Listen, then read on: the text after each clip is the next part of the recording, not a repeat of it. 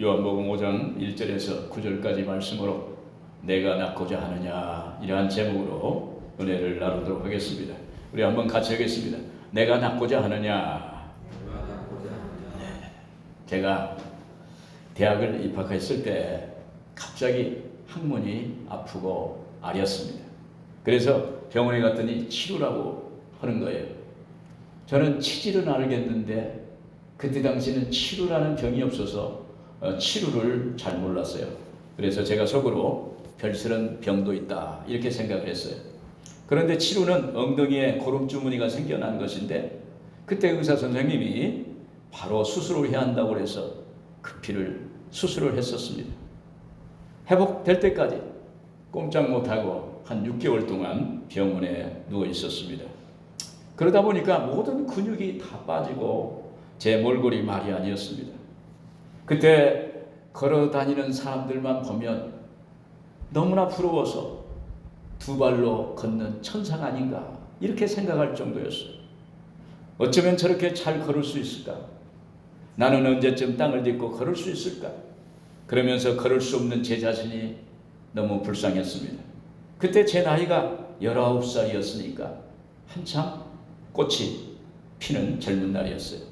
그때 제 소원은 걷는 거였어요. 빨리 치유받아서 나아서 걷는 거예요. 여러분, 병이 오래된 사람의 마음은 어떨까요? 언제쯤 병이 나을까? 언제쯤 다른 사람처럼 나도 건강하게 될 수 있을까? 회복의 날은 언제 있을까? 이런 염려와 마음에 근심이 가득 차 있는 것입니다.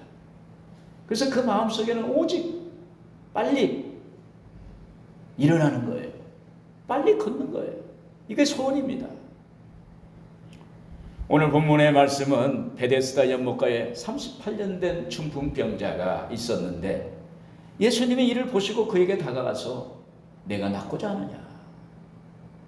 그때 낫고자 합니다 이런 얘기를 해야 되는데 제가 저 연못에 내려가는 동안 다른 사람이 먼저 내려갑니다. 나를 도와줄 사람이 없어서 나는 그걸 놓칩니다. 그래서 못 고쳤다는 거예요.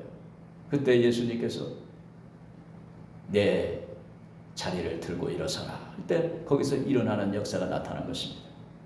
이 38년 된 병자가 베데스다 연못 행각 5이 있는 곳에 30년 이상 그곳에 머물렀어요. 그래서 연못에 물이 동하면 천사가 내려와서 물을 동하기만 하면 낫는다는 그 전설에 믿어서 그 자리에 와 있는 것입니다. 그때 예수님이 그 모습을 보시고 찾아가셔서 그렇게 내가 낫기를 원하느냐, 네가 낫기를 원하느냐 이런 말을 던집니다. 병자가 말하기를 나를 못에 넣어줄 사람이 없어 내가 내려가는 동안에 다른 사람이 먼저 내려갑니다. 그래서 병을 고칠 수 없다고 이런 고백을 하니까 예수님께서 일어나 내 자리를 들고 걸어가라. 그때 바로 일어서는 기적이 일어난 거예요. 오늘 이러한 본문을 중심으로 내가 낫고자 하느냐라는 제목의 은혜를 나누겠습니다. 먼저 예수님은 고통의 현장에 오신다는 것입니다. 2절에 우리 같이 보겠습니다. 예루살렘에 있는 양문 곁에 히브리 말로 베데스다라는 곳이 있는데 거기 행각 5이 있고 여기 예루살렘 한 성문인 양문 곁에 행각 5이 있는데 거기에 베데스다 연못이 있었다는 거예요. 이 양문은 예루살렘 북쪽 성곽에 위치한 문입니다. 이 문은 성전의 제물로 쓰이는 짐승을 동물들이 성전으로 들어가는 문이에요. 그래서 양의 문이다. 양이 들어가는 양의 문이다. 이렇게 이름이 되어 있습니다. 이 양문 곁에 베데스다 못이 있는데 번제물인 양들이 씻겼던 장소였어요. 이 연못은 인공으로 사람의 손으로 지어진 연못입니다. 그래서 그 연못의 이름을 자비의 집이라, 하나님의 자비가 내려오는 자비의 집이라는 뜻을 가지고 있습니다. 베데스다는 주전 2세기에 건설된 연못인데 길이가 105m, 넓이가 75m, 깊이가 7.5m가 되는 두 개의 쌍둥이 연못입니다. 이 연못은 성전에서 사용할 물을 저장하는 그러한 역할을 했어요. 그런데 베데스다 연못가에 많은 병자들이 앉아 있거나 드러누워 있었습니다. 이는 천사가 내려와서 물을 통하게 하면 그때 누구든지 먼저 내려가는 사람이 병이 낫는 그러한 전설이 있었습니다. 그곳에 많은 병자들이 모여 있는 것입니다. 여러분, 이 양문은 우리를 구원해 주실 예수 그리스도를 예표하고 인간의 죄를 대신 지고 하는 속죄양, 이 성전에 들어가는 그러한 길목입니다. 성경엔 표현되어 있지 않지만 아마 그곳은 양이나 염소가 줄을 지어 속죄양으로 사용하기 위해 씻겨지는 곳이니 양들이 죽겠다고 울부짖고, 그리고 또 앞에 간 양들이 각을 떠서 죽임을 당하기 때문에 뒤에 있는 양들도 죽음을 예감하고 뒤엉켜서 울부짖고 아수라장이 된 것입니다. 거기에 모여있던 병든 자들도 고통으로 신음하며 울부짖는 그러한 현상입니다. 한동안 우리나라에 어느 목사님이 성막을 지었어요. 성막을 지어서 구약시대의 제사제도에 대해서 실습하고 체험하는 프로그램을 진행한 적이 있었습니다. 성막은 성소와 지성소로 나누어져 있습니다. 성소는 하나님께 제사를 드리는 장소고 지성소는 하나님이 임재하는 장소입니다.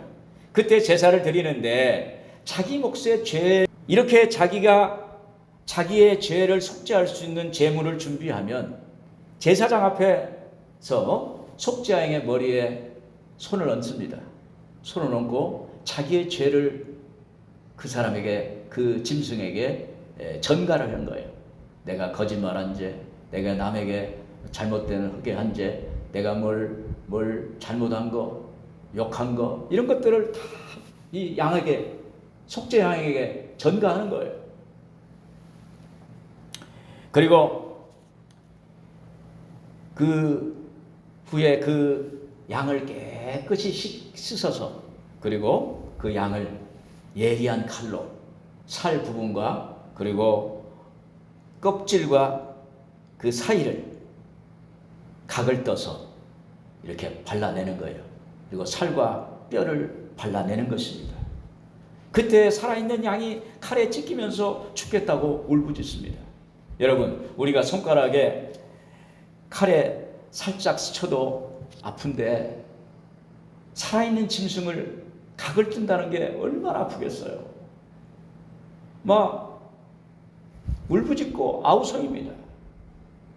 칼이 한 번씩 양의 살갗을 찢을 때마다 양은 몸부림치며 울부짖습니다. 그때 프로그램에 참가한 성도들은 자기 죄를 전가하여 안수받은 짐승이 이렇게 울부짖고 있는 것을 보고 내 죄 때문에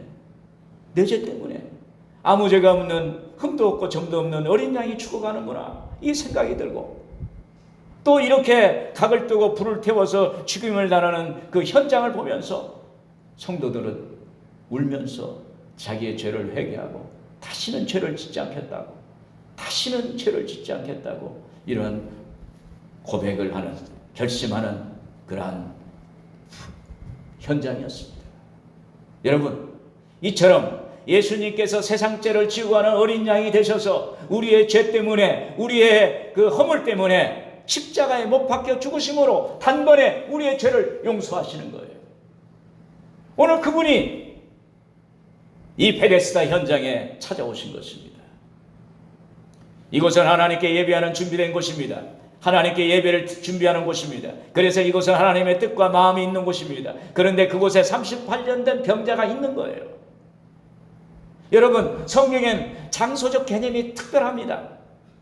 베델이라는 곳은 아브라함이 베델이라는 곳에 하나님을 만났습니다. 그의 손자 야곱도 자기 형 장자의 축복권을 탈취해서 팥주와 한 그릇에 사서 도망가다가 베델이라는 곳에서 하나님을 만납니다. 그리고 예루살렘 성전도 솔로몬 때 모리아 산 위에 지은 성전이었습니다. 신약에 와서도 예루살렘에서 그 120문도가 거기서 모여서 하나님께 간절히 기도할 때 성령이 그 자리에 예루살렘에 강림하신 거예요. 그래서 초대교회가 시작된 것입니다. 사도행전 1장 4절에 사도와 같이 모이사 그들에게 분부하여 이르시되 예루살렘을 떠나지 말고 내게서 들은 바 아버지 약속하신 것을 기다리라. 너희는 몇 날이 못되어 성령으로 침례를 받으리라. 이렇게 장소적 특별한 그러한 개념이 있어요. 그래서 우리가 어디에 있느냐가 중요한 것입니다. 여러분, 지금 우리가 어디에 있느냐, 이게 중요한 거예요. 우리가 있어야 할 자리는 하나님이 임재하는 곳입니다. 우리가 있어야 할 자리는 하나님이 역사하는 곳입니다. 우리가 있어야 할 자리는 하나님께 예배하는 자리예요. 기도하는 자리예요.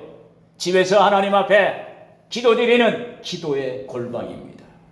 그때 하나님을 만나고 하나님의 기적을 체험할 수가 있는 것입니다. 제가 오살리 기도원에서 약 4년간 상담소장으로 사역을 했습니다. 그때 매 시간마다 기도굴에 가서 기도하고 설교하고 상담했어요.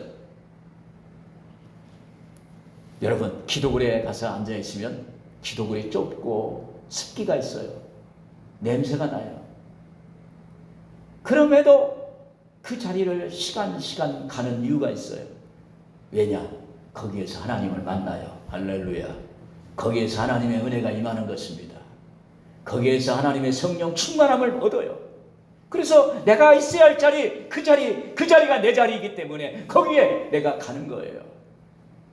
마음이 클클하고, 그리고 하나님의 은혜를 구하고 하나님의 능력과 은사를 구할 때 하나님께 가는 거예요. 기도 제목이 있을 때 가는 거예요. 인생의 문제를 가지고 가는 거예요.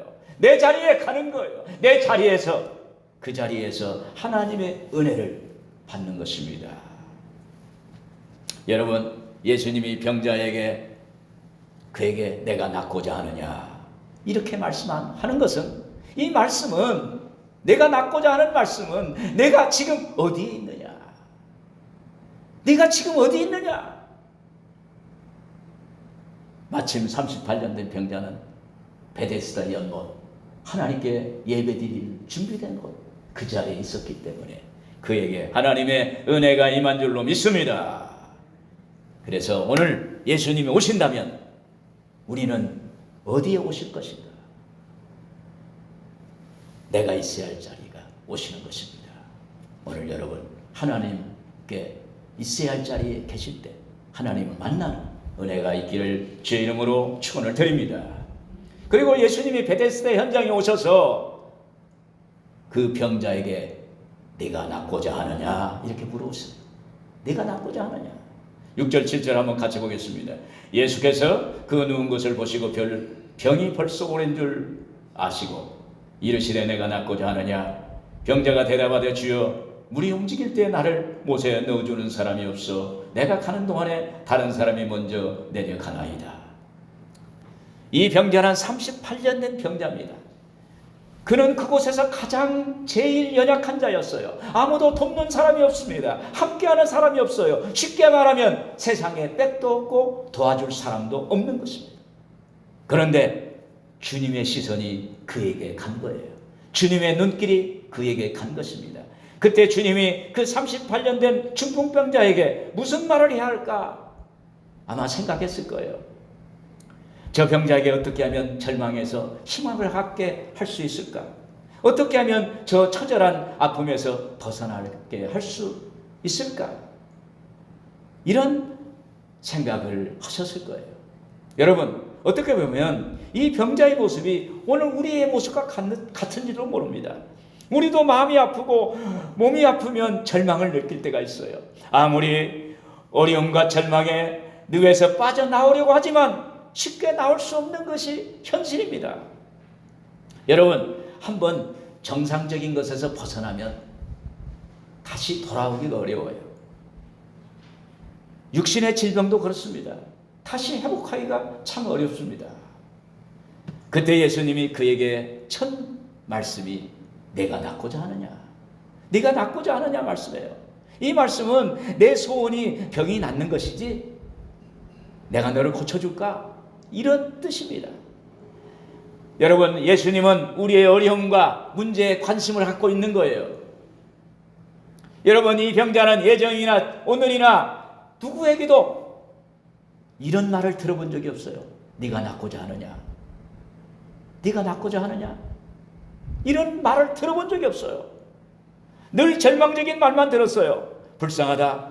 참 고생이 많구나. 얼마나 힘들겠어. 인생이 얼마나 답답하냐. 참 절망이다. 이런 소리만 들었어요. 그런데 난생 처음 네가 낫고자 하느냐? 희망적인 말씀이에요. 여러분, 또 주님이 그에게 내가 낫고자 하느냐라는 물으실 때 병자에게는 이렇게 들렸을 것입니다. 이제 너는 나을 수 있어. 이제 넌 낫는다. 너는 일어선다. 너는 정상이 될 수 있어.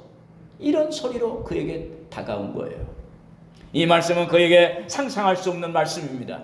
정말 이 병자에게 마음에 충격을 주고 무언가 희망이 다가온다는 그러한 직감을 주는 말씀이에요. 여러분, 이 말씀 한마디가 그에게 복음인 것입니다. 기쁜 소식이에요. 좋은 소식이에요. 그를 살리는 말입니다. 사람을 살리는 말입니다. 여러분, 사람은 말씀 한마디가 인생을 바꾸는 거예요. 저도 대학 다닐 때 은사 선생님인 이삼현 교수님이라는 분이 계셨어요. 그분이 제가 직장 다니면서 신학도 공부하고 제가 심리학을 좋아해서 상담 심리도 공부하고 그때 공부를 여러 가지를 하니까 참 힘이 들었어요. 그분이 저를 지켜본 교수님이 저만 보면 또 저희 집에도 오셔서 그래요. 자네가 보통 사람인가? 자네는 특별한 사람이야. 이런 얘기를 하는 거예요. 항상 만나면 그래요. 자네는 보통 사람인가? 자네는 특별한 사람이야. 제가 어려움 가운데서 공부도 하고 직장 일도 하고 또 여러 가지 일을 하다 보니까 지칠 때가 있고 힘들 때가 있어요. 그런데 그때마다 우리 은사 선생님이 저에게 말씀하시는 건 자네는 특별한 사람이야. 하나님의 사람이야. 하나님이 사랑하는 사람이야. 이 말이 그 말씀이 내 안에 들어있는 거예요. 그때마다 저에게 힘과 용기를 주는 것입니다. 그래서 저는 그랬어요. 야, 나는 특별한 사람이야. 주님 안에서 나는 할 수 있어. 이런 자의식을 가지고 내가 인정받고 있다는 것에 대해서 감사하고 기뻐할 수가 있었어요. 여러분, 이것이 나에게 좋은 소식입니다. 좋은 말씀이에요. 복음이에요. 나를 살리는 말이에요. 오늘 이러한 말이 여러분들에게 있기를 주 이름으로 축원을 드립니다. 여러분, 내가 낫고자 하는 이라는 말씀은 그에게 복음이 된 거예요. 좋은 소식, 기쁜 소식이 된 것입니다. 내가 낫고자 하는 말씀은 하나님의 마음을 표현한 것입니다. 이 말씀에는 예수님이 내가 너의 삶의 주인이야. 내가 너를 낫게 할 수 있어. 내가 너의 삶의 희망이 되고 기쁨이 될게. 이런 말씀을 하시는 거예요. 오늘 여러분, 사람이 희망이 되고 사람이 꿈이 되고 사람이 즐거움이 될 수는 없어요. 오직 우리에게 기쁨과 즐거움과 소망이 되시는 분은 예수 그리스도라는 사실을 믿기를 바랍니다. 여러분, 예수님이 여러분에게 하시는 말씀에 잠잠히 귀를 기울여 보세요. 예수님이 언제나 내가 고통스럽고 힘든 자리, 그 자리에 주님이 오셔서 마음에 노크를 하는 거예요. 내가 낫고자 하느냐? 내가 여기 있어. 나는 너의 삶의 주인이야. 내가 너를 도와줄게. 조금만 힘 좀 내봐. 눈을 들어 십자가를 봐.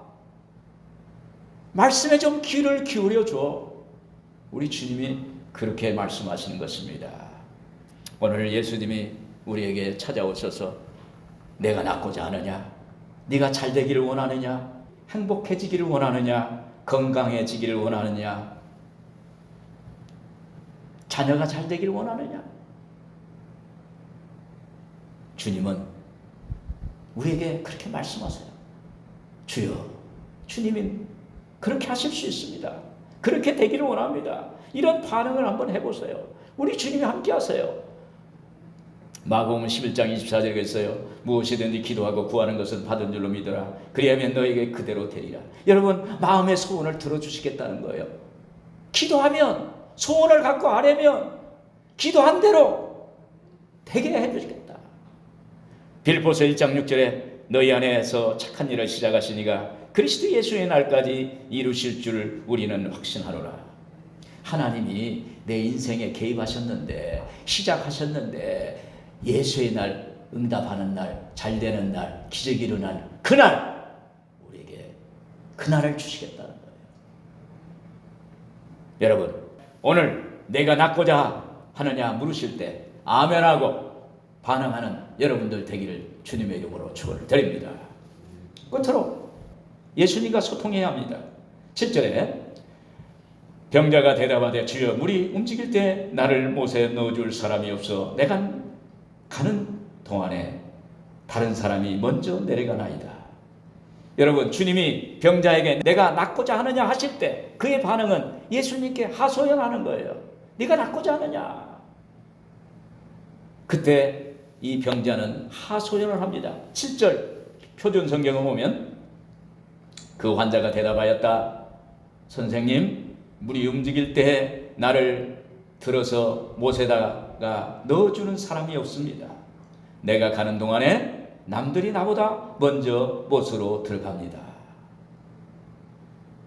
여러분, 이 말씀을 생각해 보세요. 예수님, 네가 낫고자 하냐? 그러니까 예, 낫고자 합니다. 이런 소리가 아니에요. 자기가 38년 동안 들어놓아서 이제는 일어설 수 있는 힘이 없어요. 그래서 내가 내려가려고 하면 다른 사람이 먼저 내려가 버려요. 나를 도와줄 사람도 없어요. 이런 하소연을 예수님께 하는 거예요. 그동안 자기에게 누구도 말을 거는 사람도 없고 누구도 자기의 존재를 아는 사람도 없었습니다. 누구도 자기 병에 대해서 관심을 가진 사람이 없었습니다. 그런데 예수님께서 자기에게 다가오셔서 내가 낫고자 하느냐? 예수님의 그 사랑스러운 손, 자비의 손을 내미시면서 말씀하시는 거예요. 이건 놀라운 일입니다. 이에 병자가 이렇게 말합니다. 주여 물이 움직일 때 나를 못에 넣어줄 사람이 없어 내가 가는 동안에 다른 사람이 먼저 내려가나이다. 여러분, 이 말씀 속에는 자기 아픔과 슬픔, 고난, 쓸쓸함, 고독, 소외감, 절규, 절박한 마음 등이 내포되어 있습니다.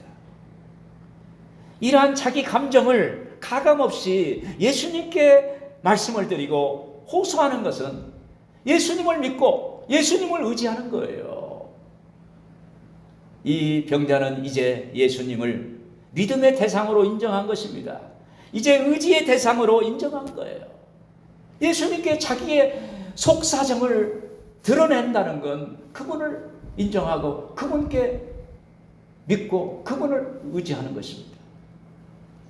마태복음 10장 32절에 누구든지 사람 앞에서 나를 시인하면 나도 하늘에 계신 내 아버지 앞에서 그를 시인할 것이요. 누가복음 12장 8절에 누구든지 사람 앞에서 나를 시인하면 인자도 하나님의 사자들 앞에서 그를 시인할 것이요. 여러분, 우리가 주님을 매사 주님으로 인정하면 주님이 우리를 인정해 주시겠다는 거예요. 뭘로 인정하세요? 하나님의 자녀로, 하나님의 형상으로, 하나님의 백성으로 우리를 인정해 주시겠다는 거예요. 여러분, 하나님의 자녀면 하늘의 축복을 우리가 누릴 수 있는 권세를 갖게 되는 거예요. 하나님의 상속자가 되는 거예요. 하나님의 것을 누릴 수 있는 그러한 존재가 되는 것을 말하는 것입니다. 여러분, 거기 현장을 상상해 보세요. 베다스다 연못에서 양이나 소들이 죽겠다고, 양이나 염소들이 죽겠다고 울부짖고 또 성전에서 살아있는 양을 잡으니까 난리가 아닌 난리 상황입니다. 그럼에도 낫고자 하느냐 라고는 말씀에 주님께 집중하는 거예요. 주님을 바라보는 거예요. 주님을 인정하는 거예요. 그리고 자기의 속사정을 하소연하는 것입니다. 그때 예수님이 감동하셨어요. 여러분, 우리가요 이렇게 인간관계 대화를 하면서 상대방이 진실을 얘기하잖아요. 내 속마음을 드러내요. 그러면요 그 앞에서 보통 사람들은 나도 좀 저 사람처럼 진실해져야겠다. 나도 좀 저 사람처럼 내 속내를 좀 이야기해도 되겠다. 서로 그래서 믿는 대상이 되는 거예요. 그래서 예수님이 여기에 감동한 거예요. 사람도 감동하는데 예수님께서 감동하셨어요. 여러분, 베데스다 연못에 38년 된 그 병자는 모습이 어떨까요? 아마 엉망진창이었을 거예요. 얼굴에도 흙도 묻고 머리에 막 까마귀쥐처럼 지어져 있고 옷은 남루하고 누가 그를 돕는 사람이 없으니까 땅바닥에 들어있을 수도 있어요. 그 사람 그때 그 하소연이 예수님의 마음에 감정선을 건드린 거예요. 감정 끝자락을 건드리니까 예수님이 마음의 문이 열린 거예요. 오늘 여러분, 하나님의 마음의 문이 열리면 기적이 일어날 줄로 믿습니다. 여기에서 이에 8절에 보시겠습니다. 8절에 예수님께서 말씀하시는 거예요. 일어나 내 자리를 들고 걸어가라. 할렐루야.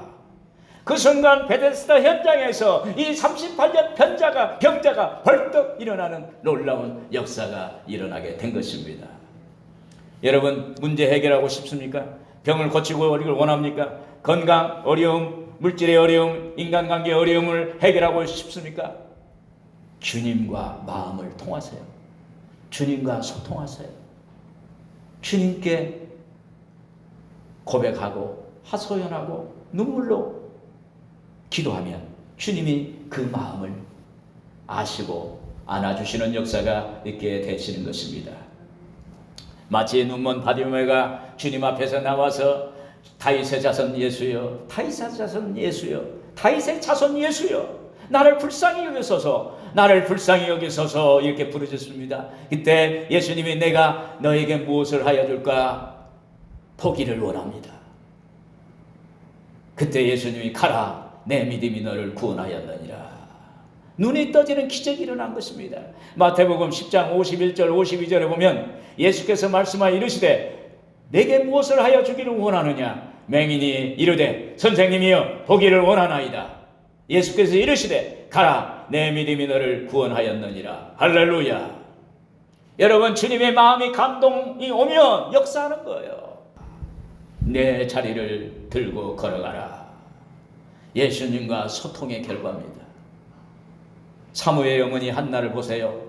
자식이 없어 괄시받고 사람 부신을 못하니까 얼마나 마음이 아팠겠습니까?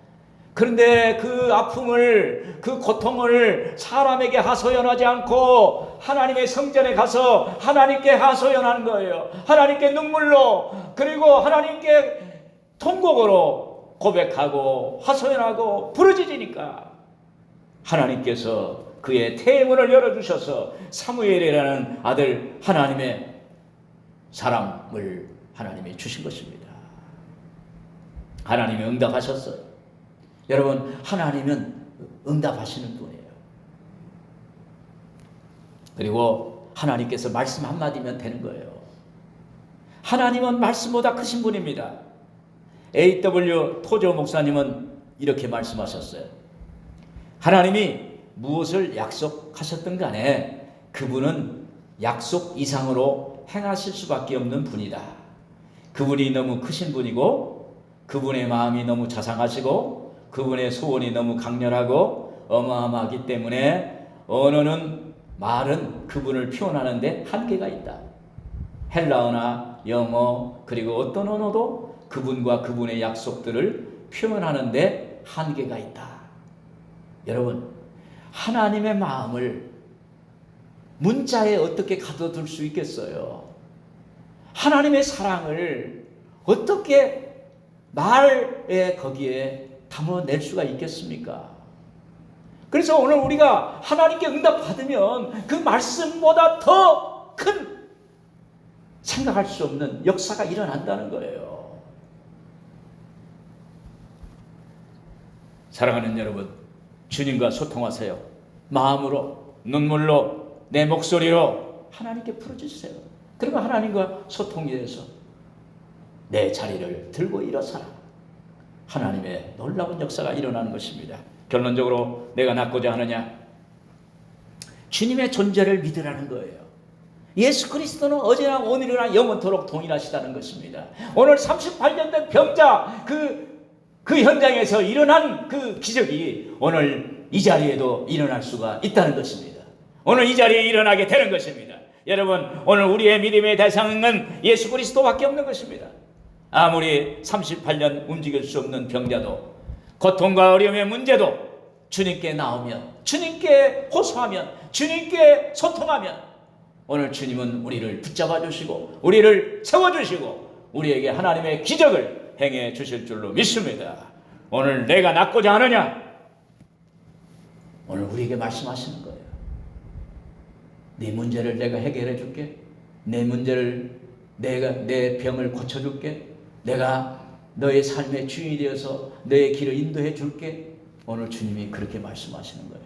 오늘 여러분들에게 하나님의 놀라운 기적 같은 일들이 많이 일어나기를 주의 이름으로 축원을 드립니다. 기도하겠습니다.